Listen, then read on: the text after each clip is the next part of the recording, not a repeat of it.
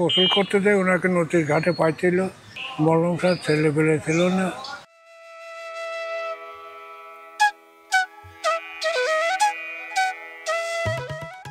আসসালামু আলাইকুম, সকলকে অনেক অনেক শুভেচ্ছা ও ভয়েজার রফিক চ্যানেলের আরেকটি নতুন এপিসোডে স্বাগত জানিয়ে শুরু করছি।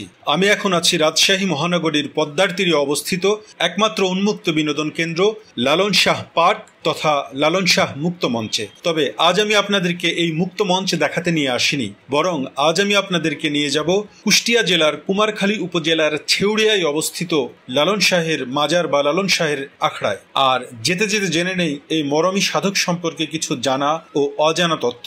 লালন শাহ একজন বহুমুখী প্রতিভার অধিকারী বাঙালি, যিনি তার জীবন দর্শন ও আধ্যাত্মিকতা চর্চার মাধ্যমে ধর্ম, বর্ণ, গোত্র সহ সকল প্রকার জাতিগত বিভেদ থেকে সরে এসে শুধুমাত্র মানবতা ও মানুষকে সর্বোচ্চ স্থান দিয়ে পৃথিবীতে বিখ্যাত হয়েছেন। পরিচিতি পেয়েছেন ফকির লালন, লালন শাহ, মহাত্মা লালন ইত্যাদি বহু নামে। তবে সকল নামকে ছাপিয়ে লালন সাঁই বা সাঁইজি নামেই স্থান পেয়েছেন বিশ্বজুড়ে ছড়িয়ে ছিটিয়ে থাকা তার হাজারো ভক্তকুলের মাঝে। তিনি একাধারে একজন দার্শনিক, আধ্যাত্মিক সাধক, মানবতাবাদী, সমাজ সংস্কারক। তিনি অসংখ্য গানের গীতিকার, সুরকার ও গায়কও ছিলেন।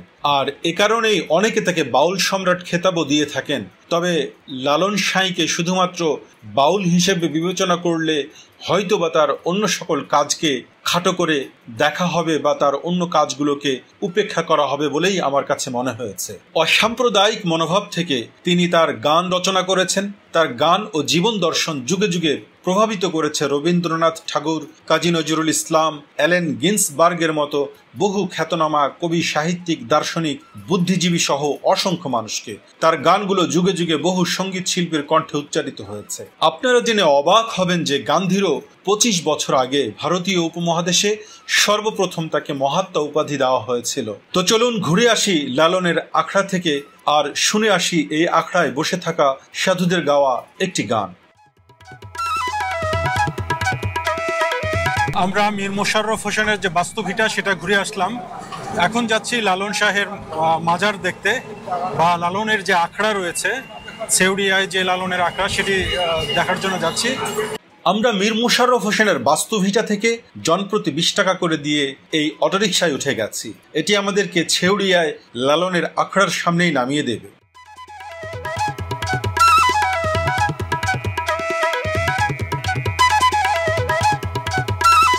আমরা ছেউড়িয়া পৌঁছে গেছি। কাছেই হয়তো বাউল সম্রাট লালন শাহের যে মাজার সেটি হবে।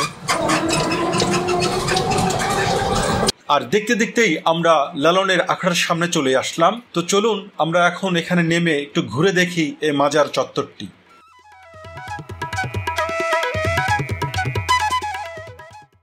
আমরা অবশেষে ঘুরতে ঘুরতে এসে পৌঁছে গেছি বাউল সম্রাট লালন শাহের যে মাজার সেখানে। আমার পেছনেই দেখতে পাচ্ছেন, এই দিকটাই হচ্ছে মাজারের যে ভবন সেটি। আমরা এখন সামনের দিকে এগিয়ে যাচ্ছি এবং ঘুরে দেখব এই মাজার প্রাঙ্গণটি।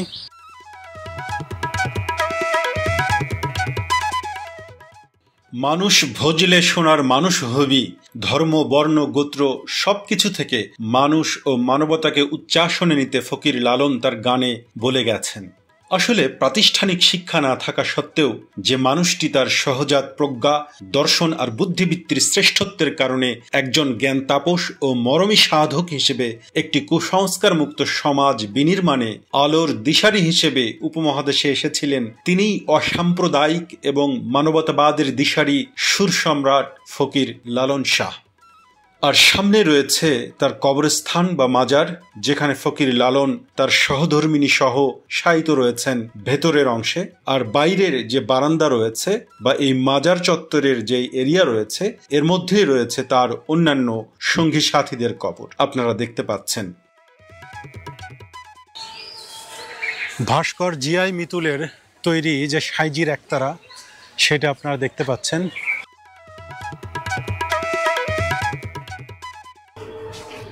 এদিকে রয়েছে অডিটোরিয়াম।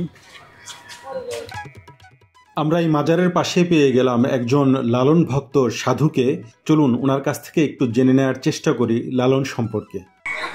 বলেন।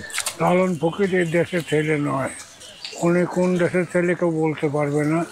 ওনাকে 7 বছর সময় কলার ভেওয়ায় গায়ে পক্ষ ছিল, ভাষা দিছিল। মলম শাহ গোসল করতে দেয়, ওনাকে নদীর ঘাটে পাইছিল।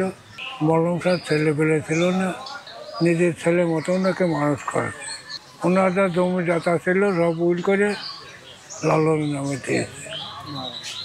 লালনের কবর ভিতরে, ওনার স্ত্রীর কবরের ভিতরে, মলম শাহর কবর 2 নম্বরে। আর ওই আপনাদের এখানে যে ছেউড়িয়ার যে মেলা হয় এটা কোন সময় হয়, কোন মাসে? 1 কার্তিক 30-34 দোল পূর্ণিমায়। দোল পূর্ণিমা। এখানে কেমন মানুষ হয় ইয়াতে? লাখ লাখ লোক হয়, লাখ লাখ লোক আসে। কয় দিনের মেলা হয় এটা?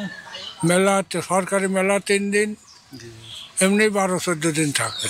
তো অনেক অনেক ধন্যবাদ আঙ্কেল। আমরা এই যে এখানে একজন আঙ্কেল ছিলেন, একজন মানে সাঁইজির একজন ভক্ত, ওনার কাছ থেকে আমরা জানলাম এখানে প্রোগ্রাম কবে হয় বা এখানে মেলা কবে হয়, এটা জানতে পারলাম আমরা ওনার কাছ থেকে। লালনের আখড়ায় আসলে আমার গান না শুনলে হয়, এই জন্য একটু গান শোনার জন্য বসে গেছি, দেখি ওনারা কি গান শোনায়।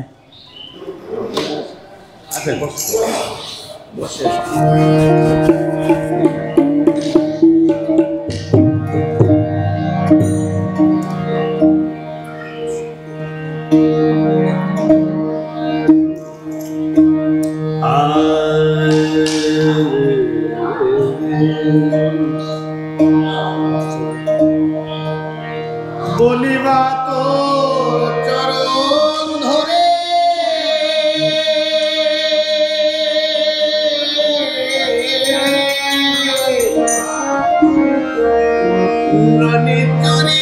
নিত্যরিয়ার করব না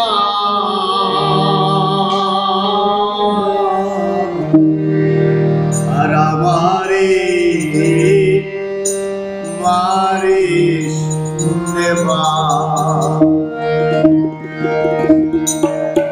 গলির জন্যে রাজা